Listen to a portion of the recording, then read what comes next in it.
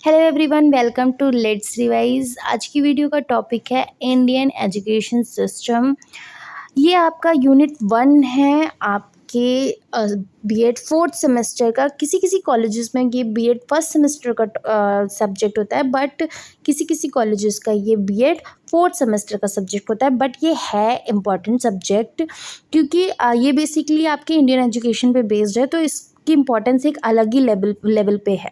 तो जो हमारा फर्स्ट यूनिट है उसमें बेसिकली हमको डिस्कस क्या करना है कि जो एजुकेशन सिस्टम था इंडिया का, वो इंडिपेंडेंस से पहले कैसा था और इंडिपेंडेंस से बाद में कैसा था। ठीक है, तो बहुत सारी चीज़ें थी कि उस टाइम में कैसी सिचुएशन थी, कब क्या हमने चेंजेस किए, कैसे थे, तो वो हमको यहाँ पर जानना होता है। बट अगर हम बात करें तो हम टीचिंग के पर्पज़ से इसको पढ़ रहे हैं, तो हमें वैसे तो इंडियन एजुकेशन सिस्टम की नॉलेज बहुत ही ज़्यादा डीप में होनी चाहिए। बट आई नो कि आप लोग जब इसको पढ़ेंगे इस वीडियो के थ्रू, तो आप एग्ज़ाम के पर्पज़ से ही पढ़ेंगे कि आपको उतना ही पोर्शन मिले जितना एग्ज़ाम के पॉइंट ऑफ व्यू से ही ज़रूरी हो। क्योंकि अगर एक्स्ट्रा मैं यहाँ पे आपको बताऊँगी तो फिर वो बुक में और मेरी वीडियो में कोई फ़र्क नहीं होगा। तो इसलिए मैं कोशिश करूँगी कि मैं लिमिटेड चीज़ें बताऊँ, मतलब जितनी ज़रूरी हैं आपके एग्ज़ाम के पॉइंट ऑफ व्यू से वो बताऊँ और उतने में ही सारी चीज़ें कवर हो जाए। तो मैं बहुत ज़्यादा बताऊँगी नहीं, बहुत थोड़े में ही इस टॉपिक को ख़त्म करने की कोशिश करूँगी। ऑल्दो ये जो टॉपिक है ये काफ़ी लेंदी है, फर्स्ट यूनिट ही आपकी काफ़ी लेंदी है, तो इसमें हमें प्री और पोस्ट दोनों देखना है। तो हम क्या करेंगे, हम इसमें एक वीडियो में थोड़े थोड़े टॉपिक्स डिस्कस करेंगे। जैसे आज की वीडियो में कुछ क्या एक टॉपिक, नेक्स्ट वीडियो में एक टॉपिक, और ऐसे करके हम एक टॉपिक को ख़त्म करेंगे। एंड जो भी टॉपिक्स मैं फोर्थ सेमेस्टर के इस वीडियो चैनल पे अपलोड करूँगी वो सारे ही आपके एग्ज़ाम के पॉइंट ऑफ व्यू से ज़रूरी हैं। ठीक है, तो अगर हम बात करें तो जो ये आपका सब्जेक्ट है ये कंटेम्प्रेरी इंडिया एंड एजुकेशन है। तो वीडियो को हम स्टार्ट करते हैं। सबसे पहले हम बात करेंगे introduction and classification of Indian education system. ठीक है, तो अगर हम एजुकेशन सिस्टम की बात करें तो इंडिया में जो एजुकेशन है ना, जितना पुराना इंडिया का सिविलाइजेशन है, समझ लीजिए उतना ही पुराना यहाँ का एजुकेशन भी है। सिंपल सी बात है कि जब से इंसान पैदा हुआ है, जब से इंसान इस धरती पे आया हुआ है, तब से ही वो कुछ ना कुछ चीज़ें सर्च कर रहा है, कुछ ना कुछ चीज़ों को यूज़ कर रहा है और धीरे धीरे अपने आप को डेवलप कर रहा है। ठीक है, तो कहीं ना कहीं से वो अपने आप को एजुकेट कर रहा है किसी ना किसी टर्म में। तो हम अगर स्टार्टिंग की बात करें तो कहीं ना कहीं से हिंट्स लेकर के, आइडियाज़ लेकर के जो ह्यूमन है उसने धीरे धीरे चीज़ों को सीखा। ठीक है, उसने धीरे धीरे नॉलेज को गेन किया और धीरे धीरे ह्यूमन बीइंग जो है वो अपना सोसाइटी में रहने के लायक हुआ। उसे समझ में आया कि सोसाइटी में कैसे रहते हैं। अब जब आप सोसाइटी में रह रहे होते हो तो वहाँ पे आपको कम्युनिकेट करना पड़ता है। तो कम्युनिकेट करने के लिए क्या हुआ, सबसे पहले स्टार्टिंग में साइंस, सिम्बल्स, इन सब चीज़ों को अडॉप्ट किया। तो ये क्या थी, उनकी बेसिक नीड्स थी जो उनको ज़रूरी थी। ठीक है, तो यहाँ पे भी उनकी एजुकेशन थी। ठीक है, वहाँ पे भी वो एजुकेट हो रहे थे किसी पर्टिकुलर चीज़ की तरफ। उसके बाद जो ये चीज़ें थी वो एक जनरेशन से दूसरे जनरेशन में हैंड ओवर की गई। फिर ये पहले ओरल थी, फिर ये रिटन में आ गई चीज़ें। ठीक है, फिर धीरे धीरे और इन सब चीज़ों को हमने डेवलप किया। अगर हम बात करें तो जो लर्निंग अप्रोच थी वो थी सिर्फ लॉजिक की स्टडी करना और एपिस्टेमोलॉजी की। एपिस्टेमोलॉजी की अगर हम बात करें तो जो थ्योरी होती है नॉलेज की, उसे बोलते हैं। अब जो स्टडी थी लॉजिक की वो फॉलो की गई हिंदूज, बुद्धिज्म, जैन्स, इनके द्वारा। तो जो मोस्ट इम्पॉर्टेंट टॉपिक था इंडियन थॉट का, वो आपका प्रमाण था, या फिर हम उनको मीन्स ऑफ रिलायबल नॉलेज भी कह सकते हैं। ठीक है, तो अगर हम बात करें तो इंडिया जो है ना वो एक लॉन्ग स्टोरी है उसकी ऑर्गेनाइज्ड एजुकेशन की, लाइक कि चीज़ें कैसे कैसे धीरे धीरे होती होती डेवलप होते हुए चली गई। ठीक है, तो इसको इंट्रोडक्शन में समझ पाना तो इतना ईजी नहीं है कि मैंने बस ऐसे कहानियाँ सुना दी एंड आपको चीज़ें पता चल गई। ठीक है, तो हमने क्या किया है, यहाँ पर हमने जो एजुकेशन सिस्टम है इंडिया का उसको 2 पार्ट्स में डिवाइड किया, जिसमें से फर्स्ट है education during pre independence period and education during post independence period. ठीक है, पहले और बाद में। अगर हम प्री इंडिपेंडेंस पीरियड की बात करें तो वहाँ पे हम यहाँ पे आपको इस चैनल पे इन पे वीडियोस मिल जाएंगी। हम डिवाइड करते हैं एजुकेशन इन एंशिएंट इंडिया, जिसमें हमने वैदिक पीरियड और बुद्धिस्ट पीरियड 2 पार्ट में डिवाइड किया। Then education during medieval period, then education during British period. ठीक है, तो इसी में हमारा पूरा वो कवर हो जाता है। जो हिस्ट्री है, जिस हिसाब से हिस्ट्री डिवाइडेड हुई है उसी हिसाब से हमने एजुकेशन सिस्टम को भी यहाँ पर डिवाइड कर लिया है। देन अगर पोस्ट इंडिपेंडेंस पीरियड की बात करें तो यूनिवर्सिटी एजुकेशन कमीशन 1948 पोस्ट है, देख लीजिए आपने 1947 में हमारा इंडिपेंडेंस हमें मिली थी, तो 1948 में है। Then Indian education commission 1986, then national policy of education NPE 1986। ठीक है, तो ये था जो 2 पार्ट्स में डिवाइडेड था एंड देन सब पार्ट्स हैं इसके। ठीक है, अब हम यहाँ पर बात करेंगे सबसे पहले एंशिएंट इंडिया के इंट्रोडक्शन की। तो यहाँ पे हम सबसे पहला आपका बात करेंगे एंशिएंट इंडियन एजुकेशन की। ये सिर्फ इस वाले वीडियो में आपको बेसिक इंट्रोडक्शन देंगे हम एंशिएंट इंडियन एजुकेशन का। इसको जब डिवाइड करेंगे वैदिक और बुद्धिस्ट में, तो उसको हम अलग से अलग वीडियो में बताएंगे, वैदिक को अलग वीडियो में और बुद्धिस्ट को अलग वीडियो में। ठीक है, क्योंकि एक ही वीडियो में ये सब करना बहुत प्रॉब्लमेटिक हो जाता है और एडिटिंग भी मुझसे नहीं हो पाती है, क्योंकि चीज़ें नहीं हो पाती हैं, थोड़ा टेक्निकल इश्यूज़ हो जाते हैं मेरे साथ में, तो चीज़ें नहीं हो पाती, तो इसलिए हम इसको छोटी छोटी वीडियोज़ में बनाने की कोशिश करेंगे। तो अगर हम एंशिएंट इंडियन एजुकेशन की बात करें, तो जो एंशिएंट इंडियन एजुकेशन था उसका मेन फोकस क्या था? एथिक्स को सिखाना। ठीक है, जो आपकी ट्रूथफुलनेस है, डिसिप्लिन है, सेल्फ रिलायंस है, ठीक है, देन रिस्पेक्ट है जो सभी के लिए, ये सब जो बेसिक चीज़ें थी वहाँ पे उन पे फोकस किया गया। और इसके अलावा अगर हम बात करें कि जो मोस्ट इम्पॉर्टेंट कंट्रीब्यूशन था एशियंट इंडियन एजुकेशन का, वो सिर्फ इंडिया के लिए नहीं था, बल्कि पूरे वर्ल्ड के लिए, जो वर्ल्ड की फील्ड थी एजुकेशन की उसके लिए भी था। इसके अलावा हम अगर कहें तो एशियंट एजुकेशन जो था वो इमर्ज्ड है आपका वेदास से। ठीक है, और जो oldest form of education system है वो गुरुकुल्स हैं। तो चलिए यहाँ पे हम देख लेते हैं in ancient India both formal and informal ways of education system existed, दोनों थे। Education in ancient India was quite different from the rest of the world. ठीक है, थोड़ी सी जो इंडियन एजुकेशन थी वो डिफरेंट थी बाकी वर्ल्ड से। The society and state couldn't interfere with the curriculum और द एडमिनिस्ट्रेशन। ठीक है, कोई भी इंटरफेरेंस नहीं था तब के टाइम थी। To get an education a child had to leave home and live with a teacher in a gurukul for the entire duration of his studies.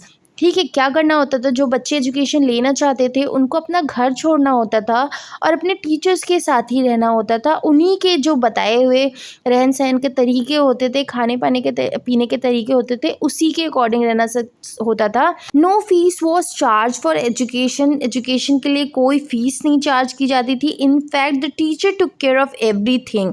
Like आपने अगर गुरुकुल में उनका एडमिशन करा दिया तो वहाँ से टीचर ही सब कुछ मैनेज करता था। ठीक है, लाइक फूड, क्लोथ, हाउसिंग, मतलब कहाँ रहेंगे, क्या खाएंगे, कैसे क्या करेंगे, वो सारा उन पे डिपेंड करना था होता था। वैसे भी उनका मेन जो मोटिव था वो सिंपल लिविंग ही वाला था, तो कोई प्रॉपर वैसा बहुत नहीं था कि प्रॉब्लमेटिक हो। तो जो भी चीज़ें मैनेजेबल की जाती थी वो टीचर्स के द्वारा ही की जाती थी। यहाँ पे आप पिक्चर्स देख सकते हैं गुरुकुल्स के एग्जाम्पल की कि कैसे वहाँ पर बच्चे जाते थे, कैसे पढ़ते थे, कैसे शिक्षा दीक्षा लेते थे।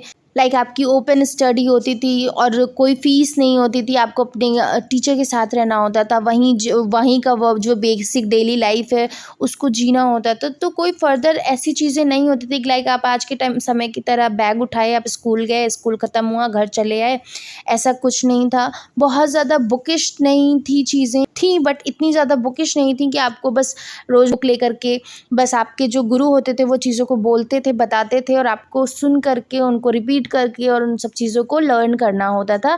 ये बहुत ही बेसिक था एंशिएंट टाइम में जो एजुकेशन था उसमें की बात कर रहे हैं हम। आई होप अभी यहाँ तक की चीज़ें क्लियर हो गई होंगी। धीरे धीरे जब आप पढ़ते जाएंगे वीडियोज़ के थ्रू तो आपको धीरे धीरे चीज़ें क्लियर होती जाएंगी। अब अगर हम बात करें fundamentals of ancient Indian education की, तो इसके फंडामेंटल्स क्या क्या थे? तो अगर हम डेवलपिंग होलसम पर्सनालिटी की बात करें तो देखिए किसी भी एजुकेशन सिस्टम का जो मेन जो बेसिक जो प्राइमरी एम होता है वो यही होता है कि किस तरीके से किसी की पूरी पर्सनालिटी का डेवलपमेंट किया जाए। ठीक है, यहाँ पे होलसम पर्सनालिटी की बात हो रही है, लाइक आपका फिजिकली, मेंटली, इमोशनली, ठीक है, पूरी तरीके से कैसे चीज़ों को मैनेज करें कि उसके सभी एस्पेक्ट को इंक्लूड करके उसका डेवलपमेंट हो, कोई छूटे नहीं, चाहे फिर वो फिजिकल हो, चाहे मेंटल हो, चाहे इमोशनल हो, सारे एस्पेक्ट उसमें इंक्लूडेड होने चाहिए। Then making formal and informal education responsible. अगर हम इसमें बात करें तो आपको जो एजुकेशन है, ठीक है, एक सिस्टमैटिक एजुकेशन के साथ साथ में अपने जो एथिक्स हैं, वैल्यूज़ हैं, ठीक है, सोशल रिस्पॉन्सिबिलिटीज़ है, उनके बारे में भी प्रॉपर नॉलेज होना या प्रॉपर एजुकेटेड होना भी एक इम्पॉर्टेंट है। देन स्टार्टिंग एकेडमिक सेशंस की अगर हम एंशिएंट एजुकेशन की बात करें तो जो बॉयज़ होते थे वो क्या करते थे, वो अपने टीचर के साथ जाते थे स्टूडेंटशिप के लिए, ठीक है, तो उनकी जो मैक्सिमम एज होती थी स्कूल में वो होने के लिए वो कास्ट पे डिपेंड करती थी। ठीक है, तो जो स्कूलिंग थी उसमें काफ़ी लंबा टाइम होता था, लाइक 12 ईयर होते थे वन वेद के लिए। ठीक है, और जो एकेडमिक सेशन था उसकी स्टार्टिंग जो होती थी एक स्पेशल सेरेमनी से की जाती थी जिसे हम उपकर्म बोलते हैं, जो कि गुरु पूर्णिमा के दिन की जाती थी। एंड जब जो इसकी क्लोजिंग होती थी वो आपकी रोहिणी के दिन होती है, जिस दिन फुल मून होता है पूष का, ठीक है, उसको हम बोलते थे उत्सर्जन। तो ये कुछ इस तरीके का इनका एकेडमिक सेशन होता था स्टार्टिंग से लेकर के एंडिंग का।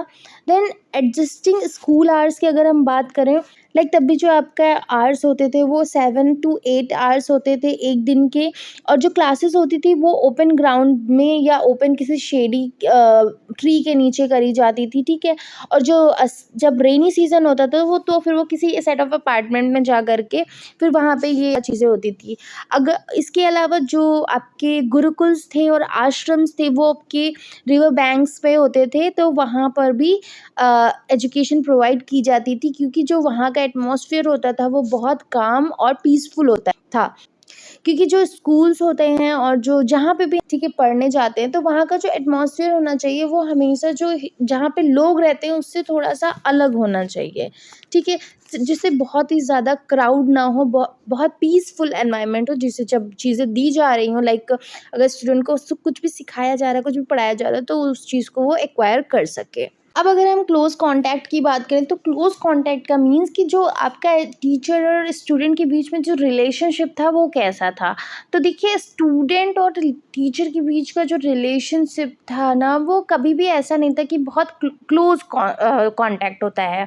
जो टीचर होता था उसको हमेशा से ही एक स्पिरिचुअल फादर बताया जाता था, क्योंकि वो क्या करते थे, वो स्टूडेंट के लिए नर्स भी हो जाते थे जब वो बीमार हो रहे हैं, उन्हें खाना खिलाते थे, क्लोथ्स प्रोवाइड करते थे, इवन दो वो उनको पढ़ाते भी थे अपने अपने बच्चों की तरह। तो इसीलिए स्टूडेंट के लिए जो टीचर होता था वो उनके पेरेंट्स, किंग, गॉड, जिसके भी जो भी बहुत ऊंचे दर्जे का होता था उसके बराबर उसकी मान्यता थी, क्योंकि भगवान की जगह दी गई है टीचर को। देन अगर बात करें एम्फसाइजिंग डिसिप्लिन की, तो देखिए डिसिप्लिन जो था वो बहुत ही ज़्यादा स्ट्रिक्ट था। उस टाइम पे चीज़ें बहुत ही ज़्यादा स्ट्रिक्ट वे में होती थी, लाइक सेल्फ डिसिप्लिन भी फॉलो करना होता था।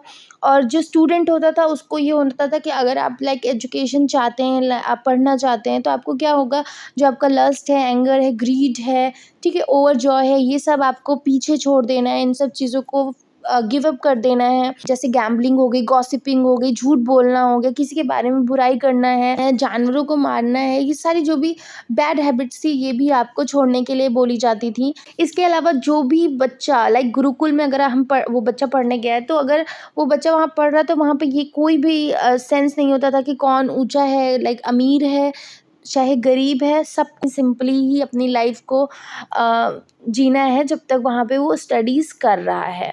ठीक है, कोई भी लाइक अगर कपड़े पहन रहे हैं तो सब एक जैसे, तभी आज भी देखिए आपकी जो स्कूल में पहनने का तरीका है वो यूनिफॉर्म्स चलती हैं, जिससे कि वहाँ पे कोई भी ऐसा भेदभाव नहीं किया जा सके कि कोई ज़्यादा पैसे वाला है कि कोई कम पैसे वाला है। ठीक है, तो इसीलिए वहाँ पे यूनिफॉर्म्स होती हैं, तो ये सबको फॉलो करनी होती हैं, जो सिंपल लाइफ होती है वो फॉलो करनी होती है वहाँ पे। ठीक है, देन आपका लो टीचर पीपल रेशियो है। अच्छा, जो उस टाइम पे जो स्कूल्स थे ना, कॉलेजेस, वहाँ पे जो पीपल टीचर रेशियो था वो बहुत लो था, ठीक है? तो एक-एक बच्चे पे प्रॉपर अटेंशन टीचर्स पे कर सकते थे इंडिविजुअली जा कर के। और कभी क्या होता था तो क्योंकि जो स्टूडेंट्स होते थे वो बहुत कम होते थे, ठीक है? क्योंकि सबको नहीं एजुकेशन उस टाइम में इतना नहीं था एजुकेशन का, तो बहुत ज़्यादा बच्चे वहाँ पे नहीं होते थे। लेकिन कभी-कभी अगर ऐसा हुआ बाय चांस कि जब एनरोलमेंट इंक्रीज़ हो जाती थी, बढ़ जाती थी, तो क्या होता था कि जो टीचर्स थे वो अपने सीनियर बॉयज़ की हेल्प लेते थे, अपॉइंट करते थे मॉनिटर्स को, जो आज भी करे जाते हैं, सो दैट कि उनकी थोड़ी-सी हेल्प हो सके, और वही लोग अब उनके ट्रस्ट पे चीज़ों को मैनेज करते थे। देन रिस्पेक्टिंग चाइल्ड्स पर्सनैलिटी, अगर इसमें बात करें तो देखिए पनिशमेंट जो थी वहाँ पे उसकी कोई जगह नहीं थी। जो पर्सनैलिटी थी वो रिस्पेक्टेड थी। जो टीचर्स थे उनका ये था कि जो भी बात करने का तरीका हो, जो भी बात करने की ढंग हो, वो बहुत ही नॉर्मल, बहुत ही मतलब जेंटल होनी चाहिए बोलने का तरीका अपने वहाँ के बच्चों से। वहाँ पे सिंपली पनिशमेंट की कोई जगह नहीं थी। Then providing free education. अच्छा, एजुकेशन फ्री थी क्योंकि सभी लोग फ़ी पे करने के लिए कैपेबल नहीं थे। कुछ लोग थे जो कर सकते थे, कुछ लोग थे जो नहीं कर सकते थे।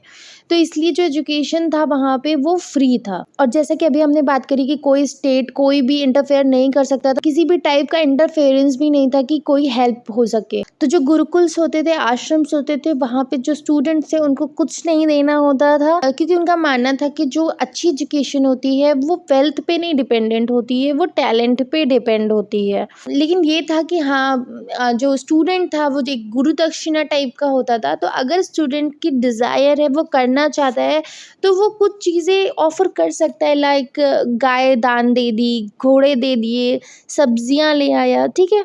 तो जैसे जिसकी फाइनेंशियल पोजीशन थी उसके अकॉर्डिंगली वो अपने टीचर को चीज़ें ऑफ़र कर सकता था। बट ऐसा भी कोई मैंडेटरी नहीं था, लाइक कहीं से भी कोई प्रेशर नहीं था कि हाँ, आपको एजुकेशन लेने के लिए आपको कुछ देने की ही रिक्वायरमेंट हो गई।